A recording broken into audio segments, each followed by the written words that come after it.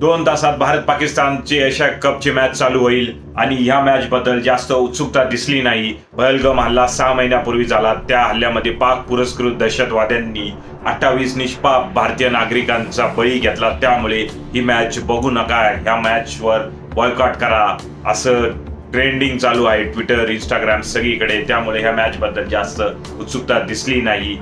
त्यात संजय राऊत, शिवसेना उद्धव ठाकरे गटाचे नेते यांनी आज ट्विट केलं आहे, जे हॉटेल मालक असतील किंवा रेस्टॉरंट मालक असतील जे ह्या मॅचचे लाईव्ह स्क्रीनिंग दाखवतील ते स्क्रीन फोडले जाईल शिवसेना स्टाईलनी.